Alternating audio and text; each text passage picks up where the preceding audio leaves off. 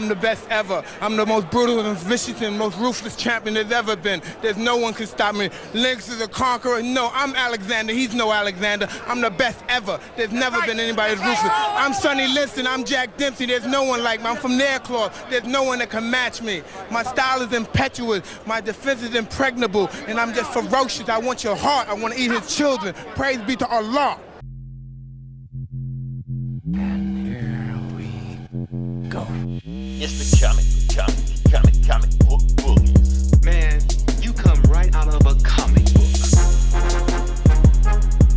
It's the comic book bullies. You will bow down before me!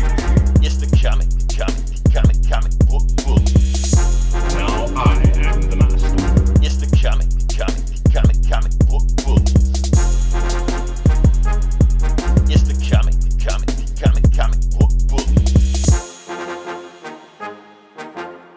Welcome back to the Comic Book Bullies with Nerd is the New Bully. I'm your host Leroy, aka Glass Joe, with my co-host. This is Eli, aka Boba Sex. Yes, great porn name. And we are back with another episode, and it is like a ton of shit going on right now. Half of it we didn't pay attention to, but we're just gonna jump into this bad boy. So Eli, can we start off with the bad news to begin with? We might as well. All right, let's start with the bad news. Let's go ahead and get this over with. So, for those who don't know, passing was, we want to say rest in peace to John Saxon. Yes. Maybe you younger listeners, viewers, or whoever you are, maybe don't know who this guy is, but I think we need to do a little quick rundown of who he was. So, I, for instance, saw Enter the Dragon like a billion times, have no idea how many times I can probably, quote the movie backwards and forwards. Everyone should have seen it a billion times. They should have. I mean, it's Enter the Dragon. Why not? I mean, if you don't know who John Saxon was, he was the white guy in that movie. Yeah. So because they needed one back then. Because they needed one. Yeah. Now, here's the thing. Most people don't realize this about Bruce Lee is that Bruce Lee only made 4.5 movies. Period. That's all he did. That's all the movies he made. So all those Dragon Lie and Bruce Lie and all those rip-off Bruce Lee movies weren't him. There was some other guy just saying they were Bruce Lee. He only made 4 movies. 3 of them were in China, and Enter the Dragon was his first starring vehicle in America. However, they didn't believe that he was going to be they didn't believe he could carry a movie by himself in America, even though he was this huge star in China. So that's why they decided to have a white guy and a black guy. Now, I do want to say you got John Saxon. You also have Grandmaster Jim Kelly, also known as Black Belt Jones. Yeah. Yeah. If you listen to the beginning of our podcast where you hear, man, you straight out of a comic book, that's him. Yeah. And he was put in there to target the urban audience. Me. Because, when Kung Fu movies first came to America, they were only playing in like grindhouse, shady theaters in like the urban communities. And those were the first audiences and the people who flocked to the theaters to see them. They were mostly people of color who lived in these, urban communities, and they really resonated with the audiences at the time because they came out during the civil rights movement, late 60s, early 70s, and a lot of Kung Fu movies were about standing up to tyranny and all that. So Kung Fu really, struck a chord with American audiences in the urban community about fighting the man and fighting fascism. And that's a lot of what the Kung Fu movies were about. So that's why they stuck Black Belt Jones in there, or Jim Kelly. Yeah, which another movie you need to watch Black Belt Jones a billion times also. Not only because he was whooping ass, also because of the soundtrack. Any blaxploitation movie gonna have like an awesome soundtrack to it anyway. So So and then while we're talking about that, like I said, that's Enter the Dragon, one of my favorite movies of all time. We also got to talk about Nightmare on Elm Street. Because I watched that movie. I didn't actually watch Nightmare on Elm Street until I was older, and when I saw the movie, I was like, wait, that guy looks familiar. Like I said, I have Enter the Dragon burned in my head. So when I saw the dad on there and I saw him on there, I was like, oh, wow, okay. So, Eli, I'm going to let you take it over because, like I said, horror movies are like your wheelhouse. Oh, well, yeah. John Saxon played, Nancy's father in the Nightmare on Elm Street series in the first one and the third one. They killed him in the third one. But he came back. but he's been in so many movies. He's been Mhm. around. He was in like in the original Black Christmas. Mhm. He's been, a lot of movies. From Dusk Till Dawn. He's had a quite long career. He's just one Right. of those character actors that. And when you has read been in about like everything. when he died, people were talking about he was a nice guy. You hear Yeah. about so many assholes in Hollywood and people can't stand anybody. They was like, no, he was a nice guy, pleasure to work with. He was fun. He was entertaining movies. He did his job. You can't say anything bad about the guy. Yeah. He entertained us. I mean, yeah. So yeah, rest in peace, John Saxon. Class act. We love your movies. It was in, like I said, two of your movies you've been in are burned into my brain. So now can we move on to a little bit more fun stuff, Eli? Yeah. Okay, now we're gonna move to sports because that's what people that listen to this podcast come to hear. Two nerds talk about sports. So first thing we're gonna do is talk about yes, apparently Mike Tyson has came out of retirement and he wants to challenge Roy Jones Jr. to a fight. So apparently he has like his own league or his own something. I don't know, like that. It's not like through the official boxing, but it's basically like for retired fighters, things like that. So he's back in retirement. And we've seen the fights. We've seen the footage of Mike Tyson just going fucking nuts. He's training. We were like, why is he training so hard? Obviously, he's getting ready to bite somebody's head off. And apparently it's going to be Roy Jones Jr. Now, Eli, I'm gonna let you take it first. Who do you think is gonna win? And now keep in mind, I've done this simulation in EA's Fight Night 4. So I know who's gonna win. Yeah, I think Tyson's a little bit bigger, and I think he'll probably take it. I mean, they're both old.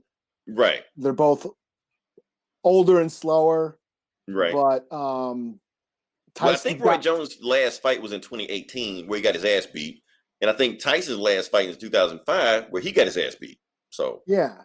I mean, Tyson's a heavyweight. I mean, I know Roy Jones fought at heavyweight at some point, but he was like barely squeaked in there, He's never been a heavyweight, where Tyson is a heavyweight that moves like a lightweight. So, well, he did back in the day. Back in the day, right. I mean, if you've seen the footage now, he moves like he did then. Yeah. I mean, Eli, look at this. Look at this. On the left is him in the 80s. On the right is him a few weeks ago. Yeah, he looks better now than he did then. What the fuck? You don't want to get in a ring with this guy. Yeah, I think. Yeah, I know. Roy Jones is fast. Well, he was fast. He was one of the fastest fighters I've ever seen. Like, look, when I saw Roy Jones, I mean, I think when he like broke his arm or hand or something like that, he fought a guy, so he didn't even block. He just dodged him. So when you watch the fight, he looks like fucking Goku in Dragon Ball Z, just dodging this shit like that. Can't even be hit. So you're like, what the hell? So I don't think he's going to do that anymore against Mike Tyson. But we got to remember, this is Eli. This is, like I said, this is a comic book podcast. So the best way I can describe this is Hulk versus Flash. Who would win? Speed versus power. And the thing is, just Flash can do all this blah blah blah, fast, attoseconds, reverse time, and shit like that. But all Hulk has to do is catch it one time, and it's over. Yeah. And I feel like because Mike Tyson has hit people with one punch way bigger than Roy Jones and knocked them the fuck out. Yeah. When he catches them, it's going to be like, the world of cardboard. I'm sitting your ass in the front row. People like, he's going to knock Roy Jones out. Yes, he's going to knock Roy Jones out of the ring into the second row of the seat section. Because that's going to happen, because that's how powerful Mike Tyson is. I mean, you can hear his punches on TV. Like when he whiffs, you're like, oh shit, they were connected. That would have knocked that guy's fucking head off. That's what we're going up against. So I'm scared for Roy Jones. I'm sorry. Especially with the way Mike Tyson is looking now. Yeah. But honestly, this is the battle of the old men. I don't really care. I don't know, Eli. I don't know. I know you're saying this is going to be a bunch of old dudes, like, I mean, I actually watch. I mean, I'm not a big boxing fan as I used to be. I watch a lot of MMA, and I just don't really care. I watch fights last night. I mean, I watch fights all the time, and this one is just one of those publicity fights. Here's like MMA as popularity has taken over boxing now. I completely agree with that. I do think that this is what the sport of boxing needs right now. They need some kind of spectacle, even if it's a bunch of old 50-year-old dudes fighting each other. Yeah, it's a spectacle. I mean, yeah, that's what it is. I mean, I don't. I'm probably not going to watch it live. I'll hear about it, and you will hear about it. Yeah, I don't think it's going to be as big as everyone thinks it is. You're going to mute the hell out of me. I don't. But hey, you know what?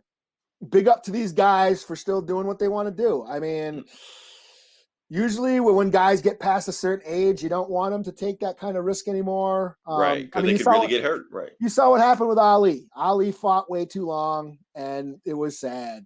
He was sad in his old age, and and they're older than he was. I don't want to see these guys go out like that. You know what I mean? And that's kind of how I feel. But hey, get paid, whatever. Right. But at the same time, I mean, like I said, they're both old, so it's kind of fair. It's not like one of them going against like a hungry 20-year-old that's ready to rip somebody's head off. That is true. Yes, that is true. Maybe it'll be just a friendly brawl, and I don't know. I still think Tyson's going to take his head off. I mean, who knows? I mean, somebody gets hit and they're like, ow, I don't want to get hit again. And it just, okay, you got me. Windmill. I mean, that's what happens. You see what happens to all these older fighters. I mean, Sugar Ray. Yeah. Boy, did he look bad in this last fight. Right. I mean, it's, but hey, like I said, if they want to do it, do it. I can't stop them. Oh well, let's move on. Maybe it'll be exciting. Eli, I know you don't give a shit about this next topic, but I got to talk about it because I was like, because if I don't talk about it now, I'll never get a chance to talk about this again. Okay, so we're gonna talk about first. Talk about sports, which nobody listening to this show gives a fuck about. Now we're gonna talk about music, who nobody wants to hear us talk about anyway. So the reason I'm gonna talk about this because, yes, there is a album that came out this week that was called "No Pressure" by an artist named what's his name? Logic. Have you ever heard of him, Eli? I heard his thing he did with Wu-Tang, yeah. He did do a thing with Wu-Tang. I think it was on his album, whatever like that. Anyway, the reason we're talking about Logic right now because he just dropped an album this weekend, the Friday, and I'm actually gonna review the album in a second. And this is his last album. And he's retiring after this. He's at 30, so he's too old for rap. And so he's gonna retire rap, and guess what he's transitioning to? You probably can read it. Spoiler alert. I keep at the bottom. Yeah, it's down at the bottom. So spoiler alert. Yeah, he's going to become a Twitch streamer and play video games. And it's not like I'm gonna just decide to just do this. No, he actually signed like a multi-million, 7-figure deal to sign with Twitch. He's probably making more money with Twitch than he was with rapping. So is he that good?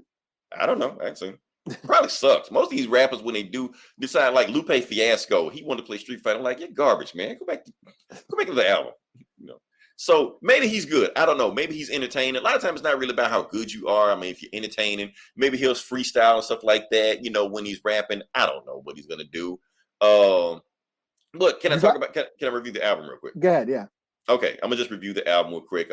Basically, he's your typical lyrical, spiritual. I can rap indubitably with 5 different words all the way through that, and it's cool and fine and dandy. But it gets boring. If that makes any sense, that's just me. I mean, it's cool. You can throw all those words at me and shit like that at 500 miles a minute, but I don't want to hear that shit for an hour and a half. I'm just saying. And then if you're in the car with somebody, hey, put that Logic on. Nope. What's that? Was it 40-year-old virgin when was it Kevin Hart? When it was what did he say? When he was in the Kevin Hart scene, and probably the only time Kevin Hart ever made me laugh was a 40-year-old virgin when he's like talking with the stereo guy, and he's like, okay, you're using too many of these big words, right? Because I don't know what they mean. I'm gonna take it as disrespect, right? Yeah. And that's how I feel like that. I was like, Logic, what the fuck are you talking about, man? I get it. You're smart. I get it. I don't want to hear this shit, man. I don't want to hear a dictionary being thrown in my head, but that's him. He did reunite you, No ID, who used to do beats for Jay-Z, stuff like that. So the beats are pretty catchy. That's cool. But at the same time, I'm glad, okay, good. He's done rapping. I don't have to hear this shit anymore. So that's cool. Maybe I hear his Twitch stream. Maybe I don't know. But I'm saying all this, Eli. But honestly, what I was really listening to this weekend was Taylor Swift. She dropped an album. So really, I'm sorry. Yeah. Are you really surprised, Eli? Let's be honest. You am. already knew I was a 15-year-old white girl. I I am mean, surprised. I'm a Karen in training. I don't fuck it. Hey, you know, 15. I actually been on Twitch lately. I mean, I just got on Twitch not too long ago. I've been on watching Donut Scary Movie Night. Shout out to Donut. I've been watching. He's a gay drag queen comedian. He's fucking hilarious. But every night he streams horror movies, and that's what I've been doing for most of my quarantine. Every night at 10 o'clock, I'm watching. He switched to Twitch, and I've been actually more active in the comments. Yeah, Twitch is trying to branch out. Like you could just, hey, we're on Twitch. Shit, I just realized that. Yeah, and I'm not. Follow us on Twitch. I don't know. I'm new to it. I turned out it was on my TV. It was an app on my TV. I was like, hey, you know. So that's what and now I can leave comments now and shit. And yeah, so it's kind of cool. But yeah, cool. So Eli, what I want you to do is follow us on Twitch. Yeah, I'll do that. What's our channel? What's our channel? Worst shameless plug ever.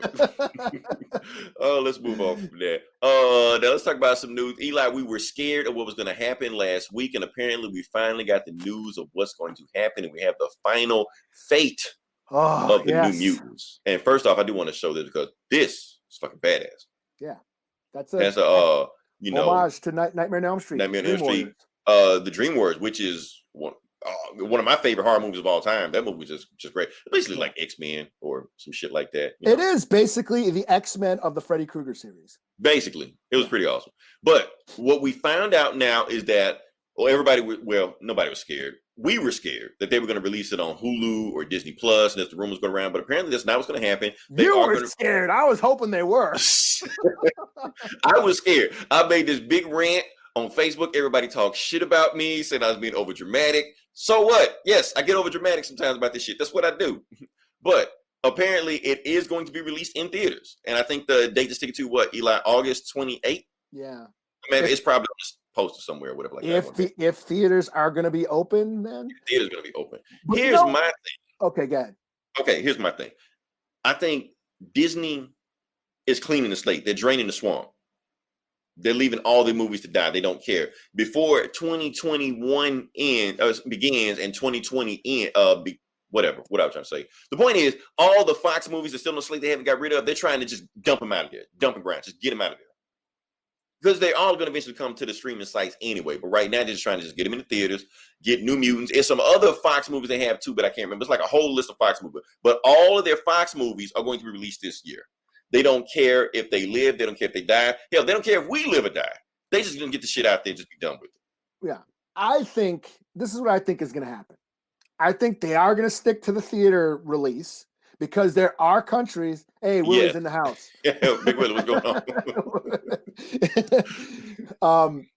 I think they are going to stick to the theatrical release because there are countries that have theaters open that actually did things right during the pandemic, and unlike our shitty country, but they actually, are probably safer to open theaters in. So I think they're going to stick to that. But I also think that they're also going to do the same day streaming release because I know they're doing that with Bill and Ted. Okay, I think they're just going to do that, because I don't see American theaters opening up in August. Not gonna happen. No. This shit is it's really in full swing right now. So and I don't see them delaying this fucking movie again. It's not gonna happen. Yeah. I don't think it's gonna be a same day streaming service though. I don't think it's gonna be that. But is that what Bill and Ted said? What they're gonna do? Yeah, there's a couple movies that are okay. Let's transition. Let's transition. Do official transition. Okay. We're done with New Mutants. Now we're gonna talk about is Comic-Con at home, I guess. Is that what we're talking about now, Eli? Because like I said, I didn't watch it. I was doing other stuff. Things, yeah. But I'm pretty sure Bill and Ted was on there somewhere. So yeah, I did watch the Bill and Ted panel. Yeah. Okay, so I'll let you take it away and whatever. And I watched the New Mutants panel. Oh, you did watch New Mutants panel? Okay, cool. They dropped the opening scene. I didn't watch it. I was doing that the whole time. Okay. Well, they dropped the opening scene, and I'm like, if you're gonna drop the opening scene, just drop the fucking movie. You know, which is why I didn't watch it. I didn't want to spoil it for me. What do we got here? but you know what? I'm actually excited to see it. I'm like, you know what? I'm kind of excited to see the New Mutants now. You know, I know I've shit on Danny Moonstar as a character over the years. Mm-hmm.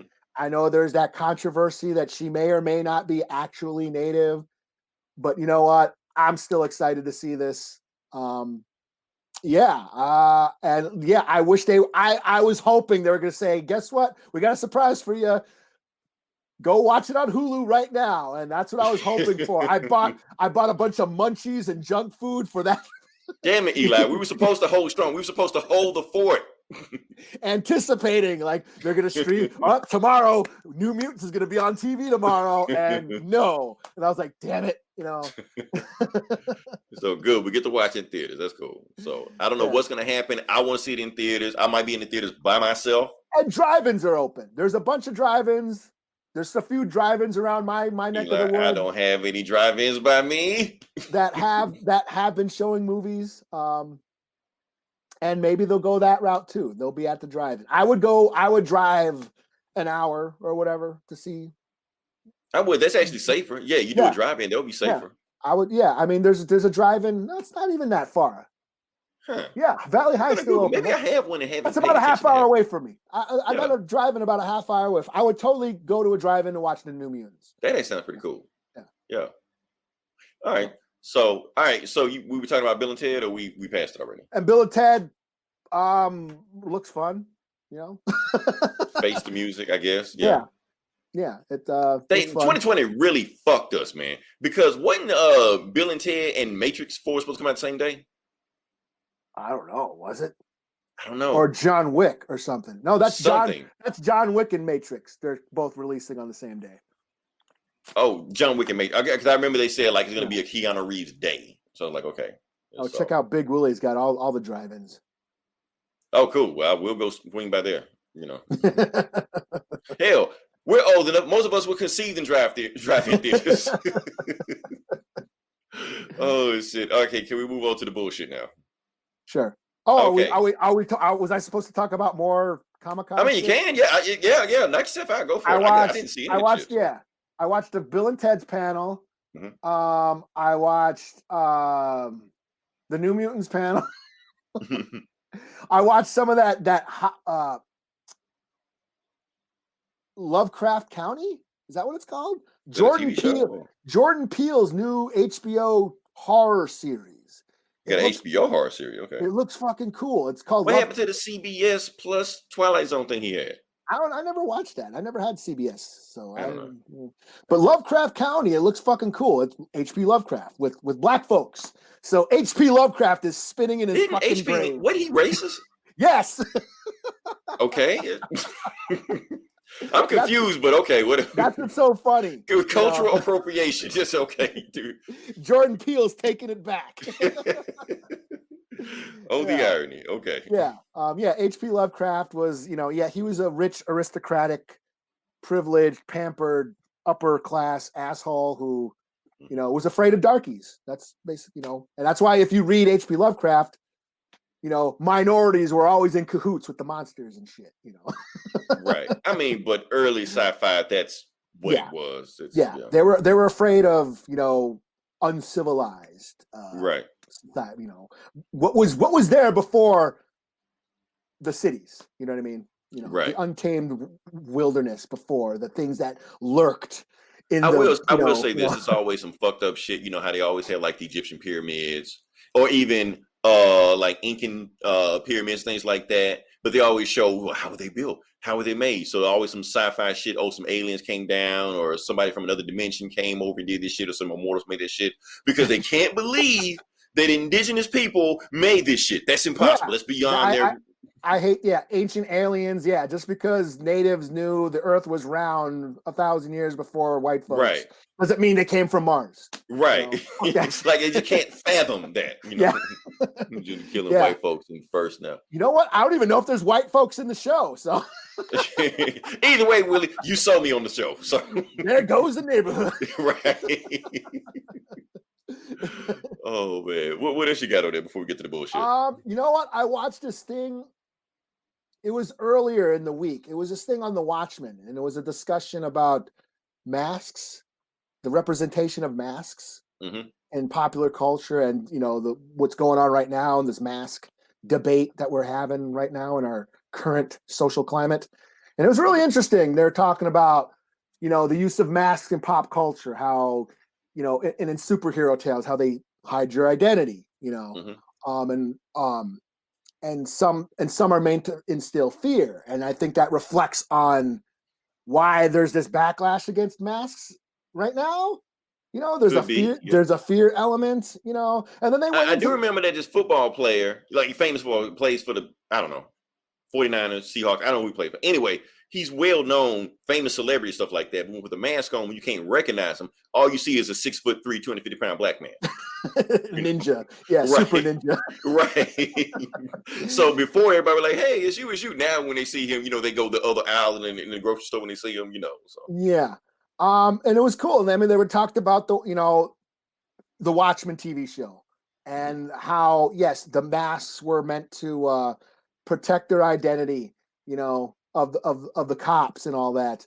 And then they went even beyond that and talked about how the Hood of Justice on the TV show used the mask to hide his identity because he knew society would not accept a black superhero.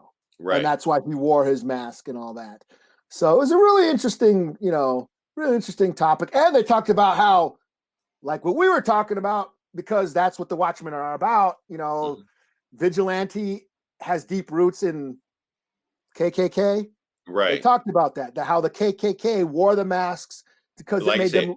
We didn't make it up. We didn't make up that theory. So yes, the KKK wore masks and dressed in white to make themselves look like ghosts to instill fear. Right. And the ghost of the Confederate soldiers. That's what they're trying to do. Yeah. So that was probably the highlight. And this was like day 2, it was like Thursday. So, and I was like, you know what? After watching that panel, I was like, I don't give a shit about the Snyder Cut. It's coming. Don't worry about it. Look, we will have plenty of time to talk about Snyder Cut. There'll be some other bullshit that comes out that we will eventually sit down and address it. But I don't even feel like it right now. I mean, I don't. No. All right, can we move on? I kept saying I was fucking with everybody online. I was like saying the Snyder Cut's tagline should be "Fuck Joss Whedon." At this point, it might as well be. Yeah, that's the tagline. You know why I don't want to talk about that? Because I know eventually next week some other bullshit will come out about Joss Whedon again. So it's like we'll just wait till it all piles up again. Yeah, Joss Whedon caught eating children. Right. That's the tagline. That's what the poster for the Snyder Cut should be. Right. Like, Snyder Cut, the Justice League, because Joss Whedon's a piece of shit. Right. Oh, man. Hey, and you know what? Since we're here, let's just talk about this for a second. Now, why would DC want to, throw Joss Whedon under the bus? I'm going to tell you why they will want to throw Joss Whedon under the bus. Main thing they want to do is because, for a second, let's pretend like everybody doesn't pay attention to this comic book shit or watch podcasts like this or read comics or read anything at all. And you just see on HBO Max, you see a movie that came out in 2016 that you remember that was shit, but they're going to make a 4-hour version of that movie. So how would you get people to watch that movie? That sounds so much better. Exactly. Remember that piece of shit that you didn't like? Well, here's a really long version of it. Right. This will make you sign up HBO Max. Like, no. Most people like, no. So what would be better for do that? First off, what they would do is just throw Joss Whedon in the bus. Like, no, that shit movie that you hated, it's all that guy's fault. It was his movie. Yeah. But no, he's a fucking pedophile, sex trafficking Klansman, or at least we're going to make that shit up about him, But while this, God-fearing, heavenly creature called Zack Snyder, who, crawled himself from the ashes and rose like a phoenix, he made this movie for you. Bask in his oil, get his true vision. And that's going to sell the movie. They're going to do everything they can to sell it that way by the time the movie comes out. And people are saying, like, I argue with Goldman, they're saying that this is not conspiracy by the movie studios. Bullshit. It is. But they want us to think that it's not. I just find the timing a little shitty? Like, hey, It- okay, it's too much coincidence. It's too we much knew coincidence. Joss Whedon was banging other bitches years ago. Right. That's why he lost the Batgirl movie. But Right. now that's back in the public eye because He cheated on his wife. What the? the snake, Who the gives a Snyder fuck? cut. coming. Yeah. Like look what's going on with Will Smith and his old lady. Right. Entanglement. Right. That's all it was. Entanglement. Right. Entanglement. It's Hollywood. That's what you do. It's none of my business. I don't give a shit. Right. Why do I give a fuck if Josh Whedon is cheating on his wife? I don't care. Make a fucking movie. Because he said he was a feminist, and you don't do that. Like, oh, so you didn't think this dude wanted to get laid? Right. Or was using his influence and power in Hollywood to get chicks. Yes, that's what he was doing. Yeah. So that's all I want to say about. Yeah, baby, I believe in equal rights. Want to come over to my house? Right. Talk about equality. Shit. Oh shit. That's all I want to say about Josh Whedon. I'm done with Josh Whedon. Yeah. For now. Eventually he will come up when they dig up some more dirt on him. They have people to get shit on him. Or at least to make it up on him. So, all right, can we move on to the bullshit now? Sure. Okay. This is the bullshit. Just want you to know. This is the bullshit. So, Tom King. Now, just want you to let you know this bullshit. Yeah. Now, this is going to be a little bit inside baseball for people that don't really know anything about, comics. I know we get viewers and listeners come in that really don't know too much about this shit. I'm into comics and I don't get right. So imagine everybody else jumping into this shit, just seeing what's going on. So yes, we're talking about Tom King. First off, who is Tom King? Tom King is a comic book writer, blah, blah, blah. Do you know he was also in the CIA? Because he loved telling people he was also in the CIA. But the point I can break your neck with just my thumb. Right. So apparently what Tom King has done is that he's writing a new Black Label book for Rorschach, and I have a whole issue with that too that I'm not going to get into. Why are we touching Rorschach again from Watchmen? We don't need to do that. I called this back when Rebirth started, back when the button started. I was Right. like, oh shit, they're bringing Watchmen into the DC. Watch that Rorschach book sell like fucking hotcakes. Oh shit! Alan Moore is just rolling in his grave. Wait, I mean he's still alive, but but still. But the point is, Tom King is making Rorschach, and what he did, he put his fucking foot in his mouth, because he said that, and I wish I had the picture for him, but I don't have it. He's saying that the alternate variant cover for the Rorschach #1 book, he doesn't acknowledge because it was drawn by who's the guy's name? Jay Lee, whatever his name is. It says drawn by him, but he said he doesn't acknowledge his book issue because it was drawn because he did work for a Comicsgate, and the work he did was a cyborg frog. So because he did a cyborg frog book, we need to cancel him. But of course, the guy that writes that book is Ethan Van Sciver, who is a fucking piece of shit. So do we need to get into what Comicsgate is? I think we do. Briefly, I guess I'm gonna just say it. If there are any listeners who don't know what we're talking about, and they probably still don't care, but I'm gonna just say it anyway.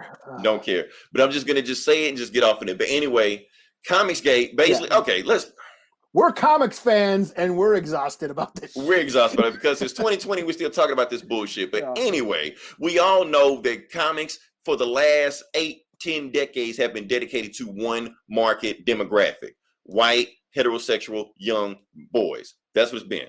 So anytime they try to branch out and market to anybody else or try to put anything else in the comic that's not that, you're going to have these group of assholes that try to stop them from doing that.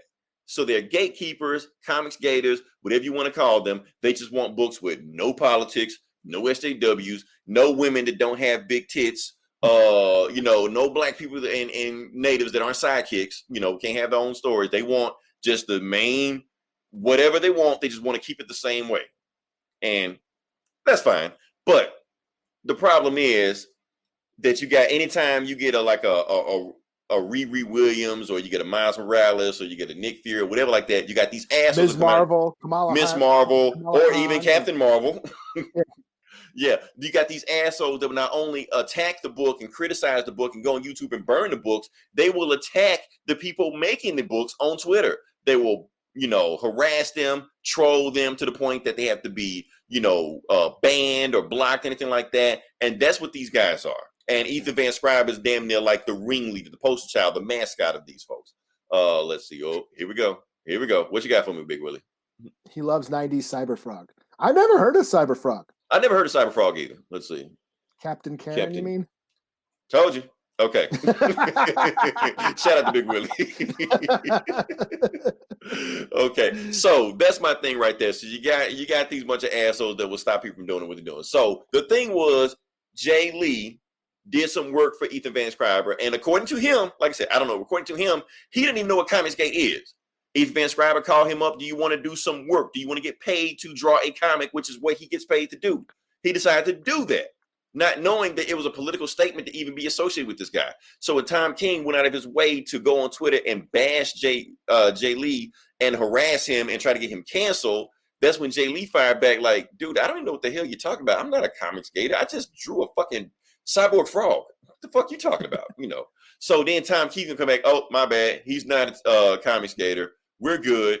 And that's when Jay Lee came back saying, no, we're not good. You tried to, hurt my career. You tried to hurt my podcast. You tried to get me canceled. This shit is not cool. And my dog just died. Yeah. So, and I'm Asian, motherfucker. And he's Asian. You have a white guy. That's the thing I want to talk about now. You have a white guy telling an Asian guy he's racist. This is America. That's the world we live in now. And you know what? Actually, this is not the first time that Tom King has called an Asian racist. Because I just found this out a few minutes ago that apparently Dean Cain is racist. I mean, Asian and racist. Dean Cain is Asian? Dean Cain is Asian. Apparently he's Asian. I didn't know that. Oh shit. Yeah. So since Tom King also harassed him and trolled him and called him an asshole and a motherfucker on Twitter, they're saying it's okay. That's one Asian he called a racist. Now he called another Asian he called a racist. So now you have the hashtag Tom King hates Asians. That's trending right now. Oh, Twitter. That's Twitter for me. I met Jay Lee. I got a print signed by him. That Wolverine. Okay. Was he an asshole? Did he hurl racial slurs at you or anything like that? No, he was laid back and cool and signed my print. The cool Wolverine with all the swords stuck in him and shit. No MAGA hat, nothing like that? No, man, he wasn't, he wasn't saying, watch out for, those white devils. He never said any of that shit, Right. He was just like, oh, hey, how you doing? Cool. Let me get that. All right, cool, man. Yeah. Big fan. That Wolverine's dope. Yeah. It's shit you say to comic artists when you meet them. Right. And it really just makes you, it just makes you wonder, why would Tom King do this? Why would he go out of his way to, to criticize a person instead of, like I said, they're both in comics. They both work in the industry. A simple phone call would have taken care of this misunderstanding instead of just putting misinformation out to the public for assholes like us, to criticize him over. Because, there are people that could have just canceled Jay Lee and said, be done with him. I've been noticed ever since the riots that white folks are more offended by racism than me. or like colored folks. Right. And I'm not saying that's, I'm not shitting on them or nothing. I'm just, hey, good, good looking out, all that shit, just, But here's the thing, Eli. This take it easy a little bit. That's all. This is what I'm scared of, because I see what you're saying. I see what you're saying, that they're trying to be overly sensitive and trying to be proactive on a situation like this. Yeah. But I almost feel like it almost might be virtue signaling, because basically what virtue signaling is like you just do half-ass shit just to get credit for it. I didn't want to bring that up because that's a fucking. I know, because here's the thing. Us saying shit like that make us sound like Comicsgaters. Yes. But I do understand what you're saying. Yeah. Yeah, because the thing is, it feels like Tom King's going out of his way to cancel somebody, that's in the Comicsgate to make him seem like, oh, see what I do? See how not racist I am? Right. Yeah. Because he belongs to a hate group. Yeah. Let's see. I'm more offended by stupid shit. Okay, cool. So that's my thing right there. So I feel like it feels like virtue signaling. He's going out of his way to make himself, give me a pat on my back, give me a gold star to show you that I'm not racist. Meanwhile, doing some dumb shit and, doing some harmful shit in the meantime while doing this. Now, we're saying this, but Jay Lee could be full of shit. I mean, he works in the industry. How does he not know what Comicsgate is? Just saying. But even the fact that he pretend like he doesn't still makes Tom King look like an asshole. That's all. And you know what's fucked up about it? That, like I said, he was in the CIA. You know, so what you normally you think that being in the CIA, he would go back and fact check some shit before he just say some falsified shit. But then you think about it, he was in the CIA. That's the type of shit they do. So, I don't know. Oh man, anything we else got to talk about this? What else we got? I don't care. I don't give a shit who I offend. Cool. Okay, Boomer. We love you, Willie. We love you. I didn't understand. All right, let's go to the next one. Let's go to some fun shit. What do we got next on the list? Get off this bullshit. We got Kamikaze. Oh, we got the okay. Oh, yeah. Okay, let's talk about some fun shit. Let's talk about the video games. Let's talk to the video games section. Eli, I want to talk about some brief shit. What happened? So the very first time that we actually get to take a look at the Xbox had their, you know, their showcase. They had a press conference doing like this Comic-Con thing, whatever like that. And we finally got to see what the next generation Xbox game is going to look like. And a big thing they promoting right now is Halo Infinite. And I wish I could show you a clip right now, Eli, but we saw it and it looks like Halo. Like the shit you can play now. But I want to, you know, you see next generation and they saying all this 12, you know, floppy dicks and all this shit like that and 16 gig of whatevers. You thinking, okay, it's supposed to like look like us. You know, I'm thinking the guy's gonna look like you know, looking out a window. Right. Ooh, look at him, you know. But no, it just look like just regular ass, you know, 360 Halo. Like, I can play this shit now. I'm paying all this money just some shit I can look like and play now. So that's what everybody's getting on it right now. Like, I'm paying all this money, I'm not getting these bleeding edge graphics. You know, I want that shit, you know. And it just looks like, okay, you know. But you know what? We're talking all this shit, but when we get into it, it's gonna be fun. We're gonna play it. We're not gonna care. So I don't want to talk about that. What else we got? Better than call me going. I'm gonna tell him that because he don't listen to this podcast anymore. Oh shit. But here's the thing. We're gonna talk about the next day. We're gonna talk about also. Like we talked about the Xbox. Now we're gonna talk about your boy, or is it my boy? Don't know. Joe Rogan. And I mean, I don't listen to a lot of Joe Rogan. I've listened to a couple of his shows. His shows are long as fuck, man. Yeah, like you like ours. like twice long. He's got like 3 hours. I was like, man, I ain't got time to listen to that shit. You know? But anyway, we're gonna. I do watch the UFC, and he's on that a lot. So okay, yeah, I mean, yeah, he used to be like an MMA fighter and an MMA commentator and stuff like that, and he was on Fear Factor. You know, so I like to call him Joe Rogan's Fear Factor. So that's just me. Boom, that's what he looks like. He's very depressed. But anyway, what he's talking about is that he actually shitted on video games. And the reason he shitted on video games because he said video games are a waste of time. Video games, you don't get anything accomplished playing them. You go 3 hours, don't do anything. There's no monetary value and stuff like that. And it's like one of the trending topics on Twitter because, like I said, Fear Factor's Joe Rogan shitted on video games. And Eli, should we get into this? Because, like I said, we're the little boys. He can crush us if he finds out about us. He can buy us. You can. I don't really give a shit what he says. Okay. Joe goes to Texas. Okay. I think. I don't know where. I think he in LA, something like that. Okay. So, like I said, Joe Rogan says video games waste time. You should do better things with your time. And you know what, Eli? I agree with him. Actually, people think I'm going to shit him because, like I said, I play a shitload of video games myself, but I do agree with him. But here's also my counter argument that. So fucking what? Yes, it is a waste of time. Yes, it is. You get nothing accomplished with it. You know what you call that? A hobby. It's okay to just fuck around and just play whatever the fuck you want to play, Minecraft and stuff like that, and Fortnite for hours, and it's okay with it because guess what? I can play Street Fighter 5 for 2 hours, and people like I got a fucking mental disability. Meanwhile, that same person that criticized me for having a mental disability can binge watch 13 hours straight of Netflix and act like nothing's wrong with it. Or Joe Rogan being like sensory deprivation chambers and shit. That's a fucking waste of time. Right. Or doing stupid shit like that. Yeah.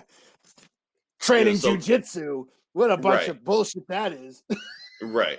You play fucking video games? What the fuck is wrong with you? Meanwhile, let me go watch Tiger King. Like, what the fuck? You know, that's even worse in my opinion. It's feel like this. If it makes you happy and it makes you entertained, because here's the thing, we go through life, we got all this bullshit going on. 2020 is making us go through it.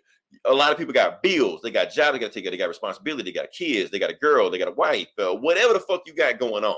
Sometimes you want to sit down and take your mind off the bullshit. Now, maybe, you know, okay, I'm playing NBA 2K. There's something wrong with me. But you can sit there and watch NFL Super Sunday all fucking day, or the NBA games, or MLB, or soccer all fucking day, and nothing's wrong with you. Meanwhile, you're dressing up, you're a Green Bay Packers fan, you got a fucking cheese head on your head in your front room. You know, something's, but you want to look down at me because I want to play Madden. I mean, I don't know. It's something's wrong with that. It's like we want to make judgments on everybody for what the things they do. Now, I know he brought up another point. Yes, there are addictions to it. And yes, I agree with you. They're addiction, but anything can be addicting. Too much of anything is a bad thing.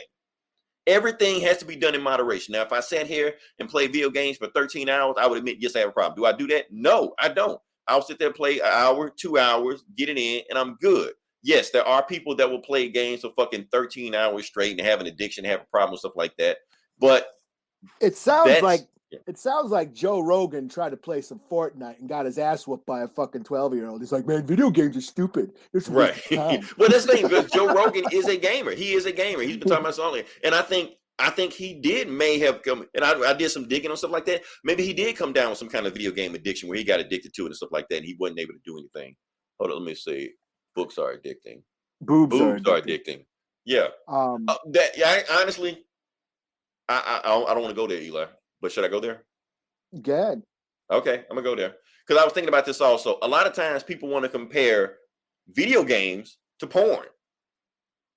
I'm just saying because you saying somebody just sat there and watch porn all day and stuff like that. Yes, you can say they have like some kind of mental disability or I don't want to say mental disability, but an addiction or anything like that. Yeah, addiction.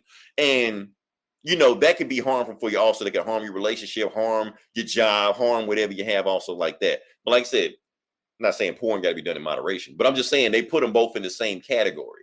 So in my opinion, there's nothing wrong with video games. You can just play video games and it's okay. And if you're addicted to boobs, hey, have at that too, but in moderation. Don't go nuts with it. Let's see. What else I got to talk about that? That's all I want to talk about with Joe Rogan. I'm done with that. Like I said, just stop making judgments on everybody. You know what it is? I'm going to say one more thing about this. I think because video games are like a new genre. And it's a popular genre. Like if you look at how much money it's making right now, even before this COVID shit hit, take 2019. Last year, it made more money than the music industry and the movie industry combined. And let's throw comic books in there also, because why not? So it made more money than the movie industry, music industry, and the comic industry combined.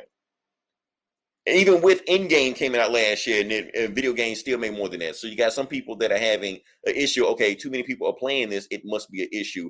This is the reason, why society is going to shit because of video games. Because we always got to point the finger at somebody. And they're still doing this shit now. They're using video games as a scapegoat when it's just a lot of people just want to sit back and just play video games. Hell, we in the point now that weed is legal. People say video games are worse than marijuana now. So I don't know. I'm done with this shit. All right, can we move to the next part? Yeah. All right, so now we're here, Eli. We finally got all through the bullshit. And we're gonna get to the comic book. Like I said, with the comic book bullies, we're talking about comic books, and we're gonna jump into it. And I guess I go first on this one. If you want. Shit, why not? Okay, so first we're gonna get to is Batman 95. So this is Batman 95 Joker War Part 1. Boom, give it to me. Okay, we're in there. So if you listen this long, hopefully you're seeing it. I'm gonna show you through it. Bam, Batman Joker War right there. So let's see what happened to this book right now. So basically how the book starts off, it starts off with a flashback, and they don't actually tell you what's going on. Oh, I also want to tell you because everybody keeps asking me about this bullshit, so I'm gonna address it right now. 3 Jokers. They've announced it. It's coming out next month.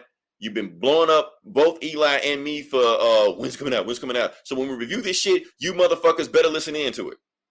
Yeah, because I don't even give a shit. You guys gonna make me read this crap. Right. I'm reading it for you. Right. Okay. All 2 of our fans, all 3 of them. We're 4. We got 4 in the chat rooms right now. So yeah. All right. So the book starts off. It actually they don't say it, but it takes place after the first time Batman and Joker ever fought. This is the aftermath what happened. And Batman is talking to Alfred, just reflecting on everything that's happening. I'm gonna show you a picture of what's happening. They're having a conversation. We say, "Lazy, crazy dude ever fall?" Some men want to watch the world burn. And Alfred is telling him, though, well, if you're gonna fight this guy forever, don't worry, I'm gonna be with you forever, also, because I can't let you fight this guy alone. Fast forward, Alfred's dead. So you're not gonna fight him all alone.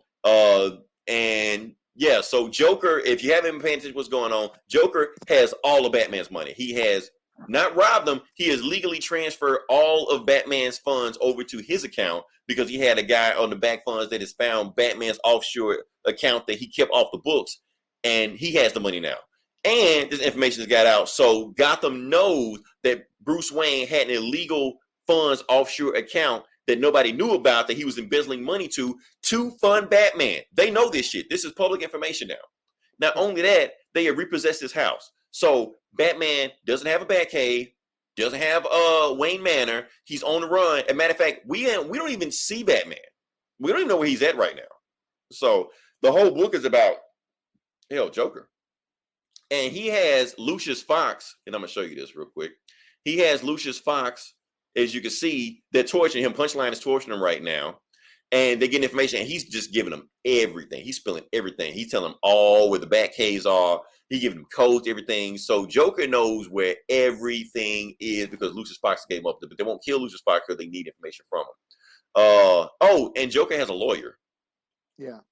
And the lawyer is named Hargrave, something like that. Anyway, he tells Harvey Bullock, yeah, you need to get out of here. Matter of fact, we're going to send another guy in to take your job in the next 3 days. So you're not even going to be here much longer anyway. And Joker has so much money where we don't know what he's planning right now, but he's gone to Crime Alley and he's bought the Monarch Theater. Now, if you know what the Monarch Theater is, obviously you don't read Batman or don't know anything about Batman. That's where his parents got killed. He's bought a bunch of movie theaters, but yeah, he bought all of them. Yeah. Yeah, he bought the Monarch. Yeah. Yeah, but he bought the Monarch Theater where the theater that Bruce Wayne and his parents went to the night that they got shot in the alleyway in Crime Alley. So Joker goes there, talks to the theater owner, pays him all kind of shit some money so he can just go. And he's looking through, I gotta tell you this also. So he's looking through old film and he finds the Mask of Zorro, the Mark of Zorro, whatever that name of the movie was. Let me see if I can find it. Yeah, and he has that. So obviously he's going to use this for something else. And the theater owner asked Joker, he was like, what are you looking for? I mean, I know you're digging through these old movies stuff like that, but are you going to play something good? Because people don't want to see the same thing over and over again. And that's when Joker tells him, oh, that's where you're wrong. People always say they don't want to see the same thing over and over again, but they really do. They just want a little twist and a little bit of more. But they want the character to do the same thing they did before. They just want a little twist on what they did before. And I think this is James Tynion doing a lampshade, if you will, on what's going on, because basically he's giving us another final battle between Batman and Joker. Yeah, the scene was very meta. He's basically saying, yes, people do like to watch their favorite stories or hear their favorite stories over and over because maybe sometimes they see, little details they never saw before. So he's basically saying, yes, here we are, another Joker story, and we've seen it all done before, but you know what? Maybe you're here. You bought the book. You're here. The joke's on you. Yeah. All right. So we cut back to and Hargrove, Joker's lawyer, is the underbroker, the guy that's been in the books before anyway. So he's going there, still taking business for and like I said, we still haven't seen Batman, but he's riding Hargrove, the underbroker, is riding around in a limo, and apparently his limo driver is Batman. That's how he was getting around the whole time. And I gotta show you this shit because Batman is gonna do some Batman shit. So remember in the old TV show where he used to crawl up the wall with the rope, shit like that? No more. Now he crawls the wall like Spider-Man. Well, he's got magnetic. He's got magnetic. What do you call it?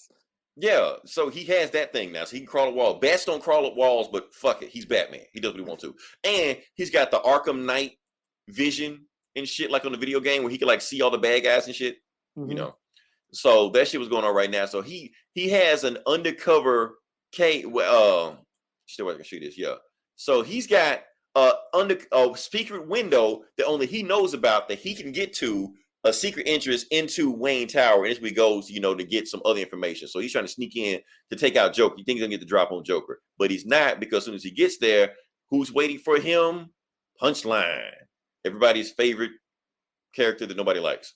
So she's there, and then we get Punchline versus Batman, and they're fighting, and Punchline is just telling them all kind of shit. And while they're doing it, she actually opens up a new Batman suit, a new bat suit. Batman doesn't know where the suit came from. Lucius doesn't know where the suit came from. So like, how the hell this suit even got here? So there's gonna be Batman's new suit, I think, like in Batman 100 with like that. Get ready. This is gonna be a thing, But while they're fighting, it turns out that Punchline has gassed the whole room. She's gassed the room with Joker venom, Fear Toxin, and Bane's venom, just to have him tweaking afterwards, have him go through withdrawal to make him wish he was dead. So Batman's like, bugging out and shit like that. And he's bugging out so hard, he hears Alfred's voice, and he like, Alfred, how the hell you here? He like, Bruce, they took all your weapons, they took all your guns. And when he gets ready to try to get out of the room to get away from the gas, he sees a bat plane with the Joker smile on it. So Joker has taken all his weapons and using them to try to kill Batman. And that's when Aphra says, now we're both dead, Master Bruce. And he shoots into Wayne Tower, the end. So that's Joker War Part 1. Pretty cool. Like I said, it's another Batman versus Joker story. It's only so many ways you can tell this story. But I do like it. I feel like it's building up to something we haven't seen before. Now, Joker has all the cards and Batman don't have shit. So I think that's new. That's a twist. You know what? I didn't mind this at all. Yeah. I mean, like last few weeks, I've been talking about how burned out I was on Joker and all this Joker shit happening and the building up to the Joker War. And now we got 3 Joker books coming out. And I'm like, I don't give a shit. I'm really tired of the Joker. But after reading this, especially after that scene in the theater, where Tom, or not Tom, Tinian, gave us that meta moment where he's almost like speaking to the reader. You're like, and I'm like, you know what? James Tinian is a great writer. He really is. He's a great writer. And Batman. This is his chance to write a Batman Joker story. Let him do it. He's gonna have fun. That's what we all want to do. And this is his chance to tell it. And I'm like, you know what? Go ahead, dude. So after that, I'm like, you know what? I didn't mind it so much. I do have one problem, Eli. The last 10 issues of this Batman book is all taking place in one night. I don't think anybody else has noticed it. I'm like, he hasn't shit. He hasn't taken off his costume, anything like that. He's just been Batman. Just messing up and shit. Right. He's just been Batman for like the last fucking 4 months. Give me one more toot, Alfred or Lucius. Right. Bat Coke. Yeah. Oh man, but I'm gonna give it a 4 out of 5. It's a good strong start to the story we've seen a zillion times. Yeah, it's a 4 out of 5 for me. I really didn't think I was gonna give a shit, but after reading it, I'm like, you know what, Tinian, you do it. And don't forget, this is the final battle. This is the final battle. So, So what do we got? Leroy's favorite word is BS. I guess. Okay. It's just in. Okay. Oh man. So I guess you're up on next. I guess since we're doing Batman shit, I'll go with Detective. Detective Comics. Okay, cool. Detective, Let's roll with that. 1024, I believe. All right. I hope I did it right. Yeah, I think I did it right. Is that what it is? Okay. Is Yeah. 1024. So this is just picks up where the last issue left off. We're dealing with the Church of Two Faces cult. And it turned out that the Joker was behind everything and making Two-Face wig out and do all this fucked up shit. And last issue, the Joker found the Court of Owls and he raised a bunch of fucking talons. Well, and it left off at a cliffhanger. And this one picks right up. We have Batman and Two-Face, surrounded by a bunch of talons. And Batman gives Two-Face a choice. Like, hey, man, you ain't got no coin. None of your schizo shit. You need to make a choice. You need to make a choice. You're either going to join me or you're going to be a pawn of the Joker. And Two-Face is like, you know what? Okay, let's do this. Let's kick ass. So it's Batman and Two-Face versus a fucking bunch of fucking Talons.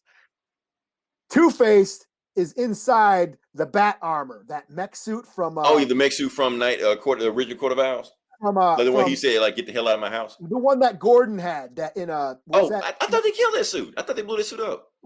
Whatever it was called. Anyways, he's in a bat. The bunny suit. Yeah, that thing. He's in a bat mech suit. And so it's Batman and Two-Face in a fucking robot bat suit blowing away Talons. Pretty fucking cool for the majority of the book.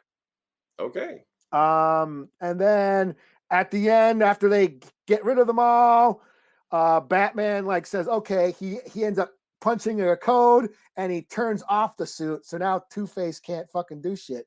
And then he's like, I'm going to perform a surgery on you to cure you, to get that bullet out of your head and all that shit. So you're no longer a, schizo and shit. And he performs a surgery and supposedly cures Two-Face. And the epilogue, Two-Face is in jail. He's in jail. He's in Blackgate, but not Arkham. He's in Blackgate. So supposedly because he's not crazy. Because he's not crazy anymore. And Two-Face is in jail. And he's like basically saying, I'm just here. There's the guy in a cell next to him saying, oh, you're that lawyer. I was like, yeah, I'm working on, cases for inmates that have been wrongly accused, blah, blah, blah, blah. Is okay, well, maybe you can work on mine. And it turns out to be Matches Malone. Wait. Oh, who is really Batman? Yeah. Okay, cool. So, pretty cool, it was a lot of action, like I said, Batman and Two-Face in a robot bat mech suit, taking out Talons, and because Talons are like dead or zombies, Batman don't give a shit. He's like, yeah, kill him. So 4 out of 5. Okay, cool. All right, so next book I'm going to do is next book I'm going to do is Empyre number 2, because like I said, we're so behind on books right now that DC is Marvel and DC are just cranking these books out just left and right. I think we just reviewed this like last week or something. Yeah, I'm not caught up yet. I went back to 0, and so I didn't get a chance to read this yet. So I'm still not caught up on Empyre. But go ahead. Okay, no problem. Okay, so basically what happens, the book starts off with some mystery guy that we don't know is supposed to come and try to save the Avengers. We don't know. We'll find out later on. But anyway, the big 3, Cap, Tony, Thor, have been captured by Sequoia. And the thing is with Sequoia, if you hadn't read the last book, oh, that's just too much shit going on. The last book is that the Avengers actually helped Sequoia kill all the Kree and Skrull army. Just wipe them out so they can just take over, the universe. And Sequoia, who is like this space god, is basically saying, Avengers, since you helped us avenge, our people, we're gonna let you live. Matter of fact, you're the only, flesh people that we're gonna let live, because we're gonna kill everybody else. We're gonna let you live because, like I said, he considers himself the Avengers child. Like I said, Swordsman is his father, Mantis is his mother. They're both forming Avengers. Uncle is his Thor. He calls him Uncle Thor. So he's like, since I'm like family to the Avengers, I'm gonna let you guys live. All you gotta do is just stay the fuck out of my way, and I won't kill you. Well, I kill everybody else. And of course, the Avengers can't do that. So I'm gonna give you an option. You can either, go open. I'm gonna either give you an open hand or a closed fist. And then he hear, wait, what's that? I hear thunder. And that's when Thor is just like, oh, that's my open hand. And the next thing you hear, Mjolnir flies out of nowhere, comes to his hand, and boom, lightning class, they get out there, and then you're going to see, give me the panel. Boom, you see the big 3, standing out there, you with the Avengers music, dun, dun, dun, and then they finna whoop ass like that. Before they could do that, that's what Sequoia just like, you know what, Avengers? I try to give you mercy, you fucked me over, I'm out. And he teleports and get out of there. While he doing that, Swordsman also teleports to get out of there also, but he used, remember how the X-Men used that plant teleporting thing? Oh, yeah. Yeah, the Katati or whatever the fuck their name is, they can do that shit too. And T'Challa sees that, he just like, interesting, because he's seen this shit before. Remember, Wakandans and the X-Men are having a little friction right now. So the fact that he sees that, that's gonna come into play later on. So anyway, while they're doing that,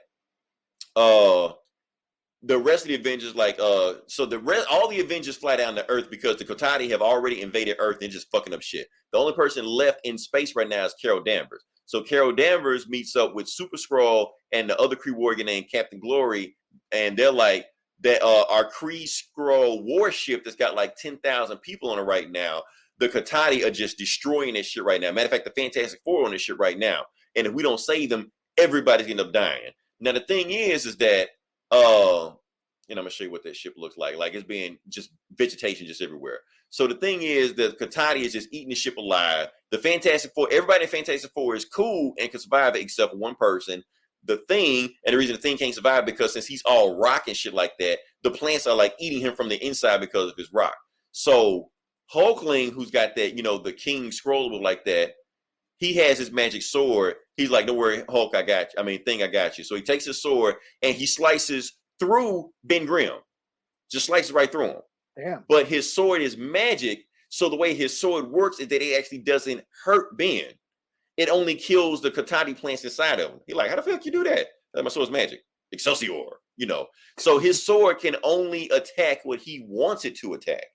Oh, no shit. So if it's a friend, he just, do this shit and it won't hurt him. That's convenient. Yeah. Plot. So, and that's what Reed Richards think like, well, that's a cool ass sword, man. I need to understand how to get that power. And how to, because he's Reed Richards. And it's Reed Richards, and that's the Captain Marvel's like, no, what you need to do is that sword energy, put it in me, because in the comics, Captain Marvel's power is that she can absorb energy and redirect it anywhere else, But and then Hulk is like, there's a whole lot of power, right? He's like, I don't care. You give me the juice. Just juice me up and just let me go. So he stabs Captain Marvel with the sword. But like I said, because since he considered her a friend, the actual sword doesn't hurt her, but all the energy just shoots it to her, and she's about to like overload and explode and shit like that. And that's when she just lets all her energy go. Super Saiyan. Super Saiyan, hair glowing and shit like that. So all the energy goes, and and when she explodes, all the Kotati in the ship die instantly, but all the Skrulls and the Kree still on the ship, they live. So, boom, they're okay. But the thing is, it affects Captain Marvel so bad, she actually dies. Oh, no shit. For like 5 seconds, but they resuscitate her. They revive her. I bet you that pissed off everybody. Right. Well, actually. Hey, Willie, how you feel about that? Damn it, we thought Captain Marvel was going to die. Damn it, motherfucker. Marvel, you fucked up, So the thing is, and the reason how they revived her with Ronan the Accuser's hammer. Now, notice you haven't seen Ronan the Accuser in this story at all. I think he's dead or whatever the fuck he's at. I don't know. And anyway, they like, well, Captain Marvel, you're Kree, because it's like it's a retcon. She's a Kree now. You never fought for the Kree army. We have to team together now to take out the Kotati. We're down an accuser. Why don't you take the hammer? And she like, okay. So now Captain Marvel is a Kree accuser, and she's got the Kree war shit on now. So she's fighting for the Kree now. All right. Yeah. And so now since she's the accuser, they tell Hulkling, okay, Hulkling, you got to lead the army to save the universe of the Kotati. And basically how you're going to do that is destroy Earth. You're like, wait, what? Yeah, you got to destroy Earth because all the Kotati on Earth right now, if you destroy this entire planet, they can't spread. You're like, oh, shit. Too big of you. And it's Super Skrull stuff to that. So that's the story. This one wasn't as strong as the second issue. It did feel like kind of padding, because this is the part, because if you look at all the listings on it, there's like 50 million crossovers already out right now. There's X-Men crossover, Hulkling crossover, Avengers crossover, Fantastic Four crossover, all this week. So that's where all the exciting shit happen right now, and I'm not fucking with any of that. I don't care. I was reading the main story. Whatever's here is cool. I know there's another story where Black Panther is like, they're like trying to invade Wakanda, and they call him the world's most dangerous man. Whatever. I don't care. Look, main story. That's what we're on right now, because we already know they're just going to get to the story, fly through it, and then Noel is coming next year. They're just trying to get to this shit as fast as possible. So overall, I'm going to give this issue a 3.5 out of 5. Hulkling's sword is cool. Excelsior is cool. So cool. That's my thing. Oh, you didn't read this, so you can't give me a rating. Okay. Yeah, I didn't read it yet. Yeah. That's cool. All right, so what you got next? The only other thing I read was Star Wars Dr. Aphra #2. Okay, hold on. Let's see what we got. What you got there, Big Willie? Damn it, Captain Karen lives. Yeah, she lives. Awesome. That was awesome. And you see, if what died, he would have gave the book like a 5 out of 5. You know, I'm Captain Marvel, bitch. just keep killing her over and over again, and I'll just buy this book. You know. All right, so this is The Fortune and Fate, Part 2, The Haunted. So, Dr. Aphra, she's basically like an Indiana Jones character in the Star Wars universe. She was hired by Vader to help track down Luke Skywalker and Jedi artifacts to help him track down Luke Skywalker. But she's kind of a con artist. She kind of swindles and wheels and deals and operates in the criminal underworld a lot. So she's a really fun character. In this story, she's been hired. She's got a crew. She's got Black Chrysanthemum again, the bounty hunter Wookiee. Stanton, that's how I like to say it. Yeah. And she's got a crew, and they've been hired to find these things called the Rings of Valale or something. They're supposed to, they're like a legend. They're like, it's like the Holy Grail or something, or like Excalibur. It's some weird supernatural rings that grant whoever holds them ultimate power, but they're cursed. They're said to drive you insane and stuff. But they're a legend. They're thought not to have existed. Like the Lost Ark, like in Indiana Jones and Lost Ark. Ark of the Covenant. Yeah. Yeah. So she's been hired to go find it. She's got a crew. They find the tomb, and basically it's all spooky, and they're finding the inside of this tomb. It's got like all these it's got like sculptures of people, of the souls that these rings have sucked out of or whatever, and they're all tortured. And it starts turning into like a ghost story. The statues start coming to life and howling and shit, and messing with people's mind. They're like, these are hallucinations. We're going crazy and shit. And then they fall. A trap door happens, and then there's a bunch of other archaeologists like corner Aphra, and they all pull out their guns like, okay, here you are. You're going to lead us to these rings. That's kind of what it is. It's basically an Indiana Jones story. They're going through a tomb with a spooky object that they're finding. It's got a little ghost story horror element. There's also another side plot involving General Tag. He's one of the old generals from the Death Star. And she's working for like his nephew or something like that, like a relative of his and stuff. So there's like an Imperial, threat looming over there, but still pretty fun. Like I said, it's like a horror ghost story, Indiana Jones spook tale. So I'll give it a 4 out of 5. Okay, cool. We got Dr. Aphra in the building. All right, so last book I got is going to be, and I'm actually glad I picked this book up. This is going to be X-Men Fantastic Four #3. Thing is, I had to remember what happened because the other book came out. Shit. I forgot all about that. Yeah, because like I said, because the pandemic hit and the comic book industry like crashed, the issue before this came out like almost like fucking 5 months ago. Yeah, I totally forgot about that book. Yeah, so this came out this week. This is the final issue of this. This is done. This is it. Man. Yeah. Or is this the 4th issue? I can't remember what this is. Whatever this is the last issue. I can't remember. So anyway, Dr. Doom has said the X-Men fucked up, and he built some Doom robot Sentinels to come after them. I'm gonna show you what they look like. Oh, boom. Yeah, I remember that. Yes. Yeah. So the Doom Sentinels, they're all over there just fucking up shit. While they're doing that, Franklin Richards, he's trying to like make sure Franklin Richards can get his powers back. And Franklin's like, whatever you do, don't stop. And everybody's trying to stop him, because Doom is just fucking out of control. He's trying to get Franklin's power back at the same time. He's trying to kill the X-Men. While the Fantastic Four is like, Doom, what the hell are you doing? Stop this machine because we don't trust anything you're doing. Meanwhile, Franklin is trying to stop them from coming in. And Kitty Pryde is like, no, I'm going to stop you from doing that. And Doom is like, Kitty, I know your power is better than you do. So what he does, he increases her mass and makes her fall to the floor. So that's what he does with Kitty Pryde. And basically some more fighting going on, stuff like that. And that's when Emma Frost just like, Fantastic Four, we need your help because these Doombots are kicking our ass right now. And Sue Storm is just like, look, Reed, you got this. I'm gonna help the X-Men. And Reed like, yeah, I got this. You can help them out. So Reed goes, Sue goes there, flies over there, help them take down the Doombots, shit like that. And Kitty Pryde actually is like, I'm not gonna let, Dr. Doom master my powers better than I do. So she figures out how to get back up, phase through him. She phase through all that shit, get to Franklin, and she tells Franklin, what do you want to do?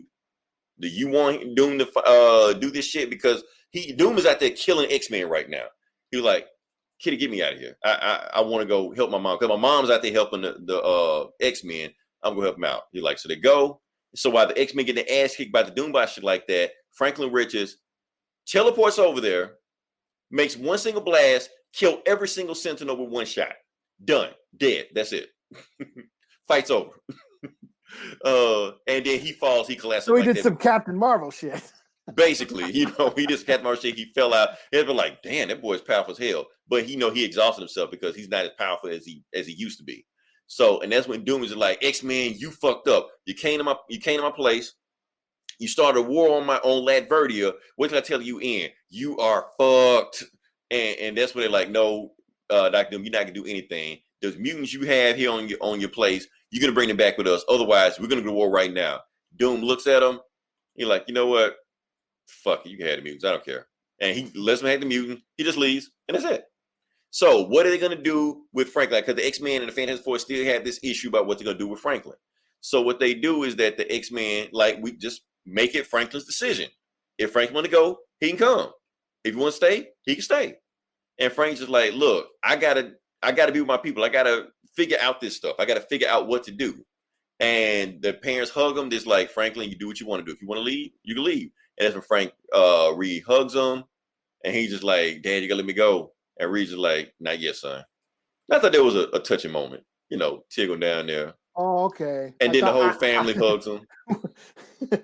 I thought Reed was gonna like do some shit. Like, I totally thought Reed was gonna do some shit. Like knock him out of some shit. I know how Reed is. I do. But we're gonna come back to that. We're gonna come back to this today. Okay. Oh. Yeah. Don't wait. Wait, there's more. Okay. So they made it. The X-Men and the Fantastic Four have made an arrangement. Franklin is gonna go to the Krakoa in the daytime. He's gonna go around the, train, all the stuff like that. And then at nighttime, he comes back home. Boom. Best of both worlds.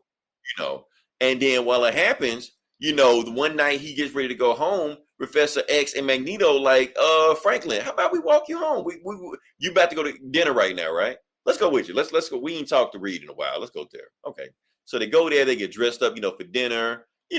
Sue brings them on, hey, Professor X, Magneto, I know y'all coming.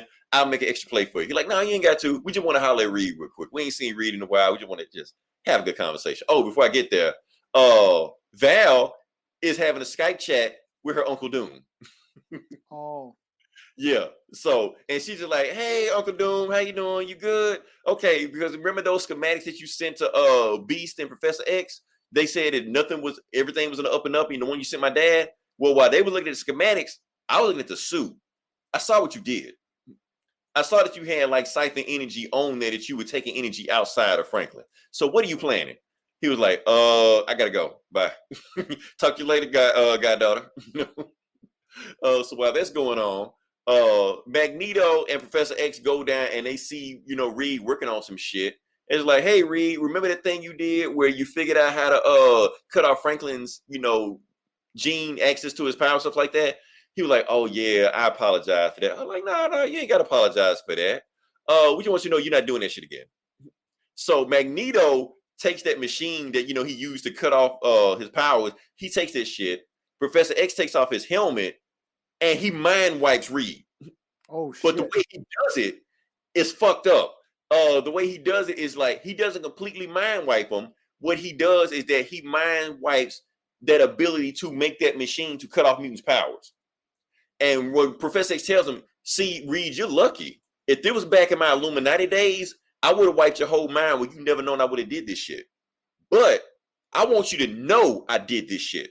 So I'm only going to erase that part so you know I was here and I did this shit to erase the formula from your mind. So you will know in the back of your head, you can never make that formula again. And that's when Magneto destroys that machine that did it. And Magneto's just like, read the days of you just running around and doing whatever the fuck you want to do. Those days are over. You have accountability now. So we're watching you. You are in a new world now. So all this shit where you just make whatever you want to, just do whatever you want to with your son and mutant stuff like that. You can't run around and check. We're watching everything you do now. And how the book ends, this is so fucked up. They show the formula of how Reed made that formula to make it we cut off mutants' genes. And each page, the formula gets less and less until it no longer exists. Oh, shit, yeah. Fucked up, man. Chip Zdarsky, that genius. So that's how the book ends. So they kind of compromised, but they didn't. And the thing is, Reed knows what they did. And it's fucked up. And there's nothing he can do about it. Yeah. You know, yeah, this issue was a 4.5 out of 5. This whole arc was awesome. It really was. Chip Yeah, I Zdarsky, totally forgot about it, man. Shit. yeah, it was an awesome run. I love how they did this.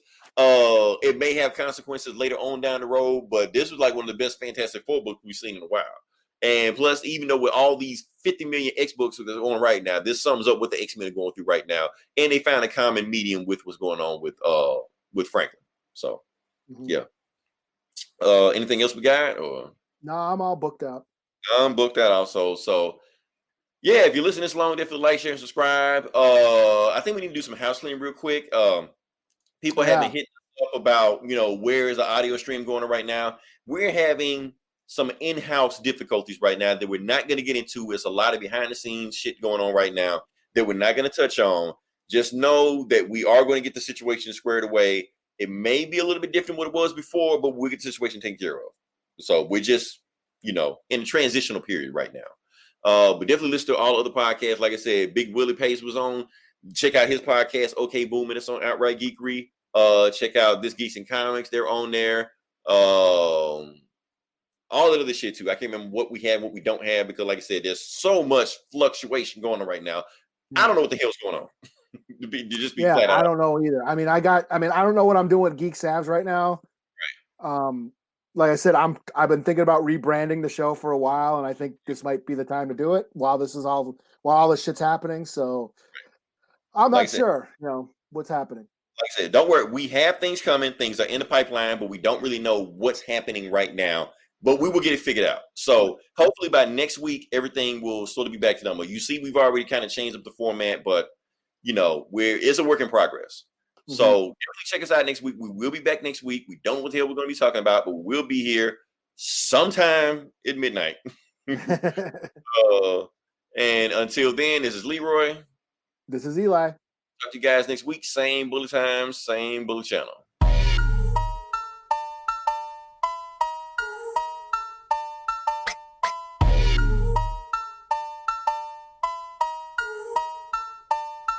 Bitch, I did it, I made it, I'm loved and I'm hated. I started from the bottom, now my neighborhood is gated. They say drink to your accomplishments, so every night I'm faded. Feel like every other day me and somebody new related. You my sister, cousin, brother from the other side. I don't know who told you that. My mama, where she fucking lied. Ay, wake up, get your cake up, cut it up like it's cocaine. Shake up all the streets with all these beats like body beats. I'm not discreet. This is how I feel on the inside. All you non-talent rapping motherfuckers better run and hide. You worthless, you have no purpose, fucking imposter. You gots to get it through your head, you won't never get no handout. Fucking with your ass, it be like throwing a band out. Perfect. My flow increase, my dough increase. You know I leave them all deceased. I am a fucking beast. I'm from the east. I keep the peace. Don't need a piece, but I keep a piece. Gotta compete. That boy gon' eat. This is a feast. Once I release, I'm smoking trees. I bought my shit. I don't need no lease. So fuck you up like Mr. P. This shit right here a masterpiece. I'm coming in hot like the police. Shooting my shot like the police. All on the block like the policeman. Who gon' stop the police from leaving bodies in the motherfucking streets, man? Fire.